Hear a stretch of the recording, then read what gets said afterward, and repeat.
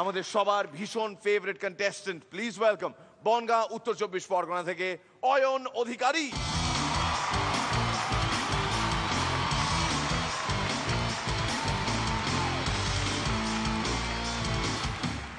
সাম্প্রতিককালে পশ্চিমবঙ্গে বিমানের দাম কমে গেছে।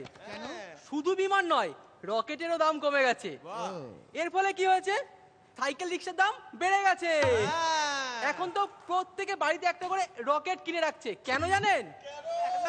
2012 সালে তো পৃথিবী ধ্বংস, তারপরে অন্য গ্রহে চলে যাওয়া যাবে। শহরের রাস্তায় একটাও গাড়ির দেখা নেই। পার্ক সার্কাস 7 পয়েন্ট ক্রসিং এ মোহনবাগান ইস্ট বেঙ্গলের ম্যাচ চলছে। মোহনবাগানের প্লেয়ার বল নিয়ে ছুটে চলেছে গোলের দিকে। গোল হবে হবে হবে, কিন্তু না, ট্রাফিক পুলিশ বাঁশি বাজিয়ে দিয়েছে। তাদের এখন রেফারি হওয়া ছাড়া কাজ কি বলুন? মেয়ের বিয়ে, পাত্রপক্ষ যৌতুক হিসাবে সাইকেল দাবি করেছে।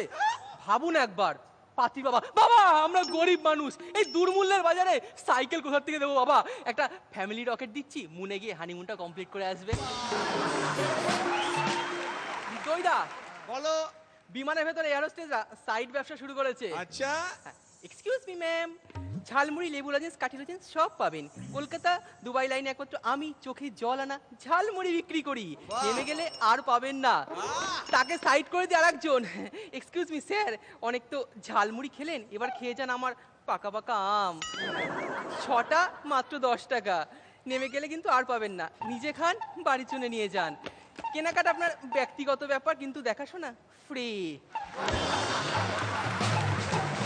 দেশের এক জনদরদি নেতা ভোট প্রচারে বেরিয়েছে রিকশায় করে। জনতা তাকে ঘিরে বিক্ষোভ দেখাচ্ছে। আজকে আমরা সাধারণ মানুষে বিমানে চড়ে চড়ে মরছি, আর আপনি দেশের নেতা হয় রিকশায় করে ভোট প্রচারে এসেছেন। এই রিকশা কেনার টাকা আপনি পেলেন কোথায়?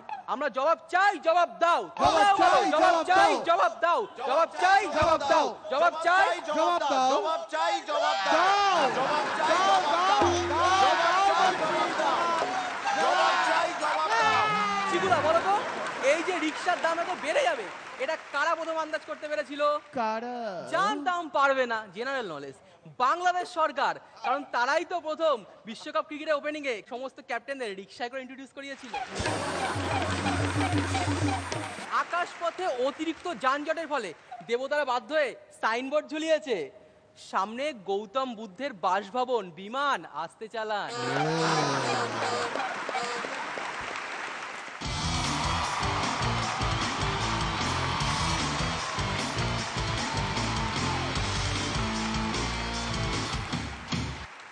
কেমন লাগলো?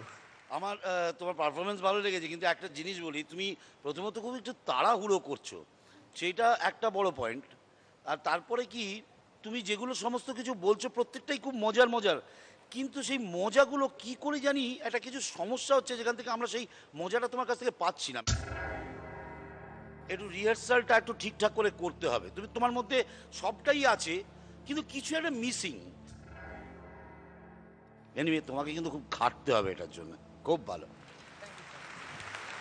শ্রীলেখা, খরচদা যেটা বললো আমি সেটা রনিকে বললাম যে স্ক্রিপ্টটা ভালো, তুমি কয়েকটা জায়গায় করছো, কিন্তু এত ফাস্ট না, মনে হচ্ছে যে যা মুখস্থ করেছিলাম তাড়াতাড়ি করে বলে দিয়ে শেষ করি। কোথায় মজাগুলো হারিয়ে যাচ্ছে, হয় তোমার পজ নেওয়ার জায়গাগুলো প্রবলেম হচ্ছে, বা কোথায় অ্যাকচুয়ালি স্ট্রেসটা দিতে হবে সেই জায়গাটা প্রবলেম হচ্ছে, সামথিং ইজ মিসিং। রনিদা, যা যা ওরা বললেন সেগুলো তো খুব সত্যি কথা। এটা ছাড়াও তোমার বয়সটা না একটা মাঝামাঝি জায়গায় পড়ে গেছে।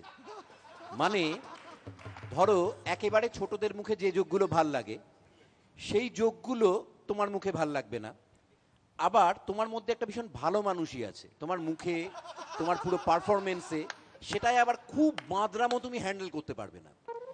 দুটো মিলিয়ে সবসময় বলতে গিয়ে মনে হচ্ছে কি, ঠিক যতটা বিচ্ছু হলে একটা কমেডিয়ান হওয়া যায় তার তুলনায় তুমি একটু বেশি ভালো মানুষ।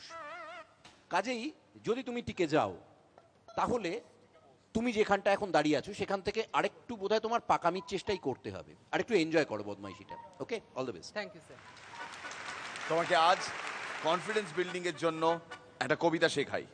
এ নহে নয়ন, এ নহে কানন, এ নহে অয়নের সূচি, আপন হাতে বেলছ বেলছি আমি, আপন হাতে বেলছি আমি, জল খাবারের লুচি রে,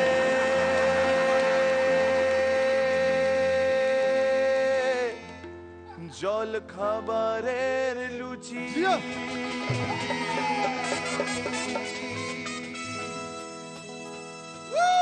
সমস্ত রকমের দর্শকদের কথা মাথায় রেখে আমরা শব্দগুলো কিছুটা বদলে দিলাম, কিছু মনে করবেন না।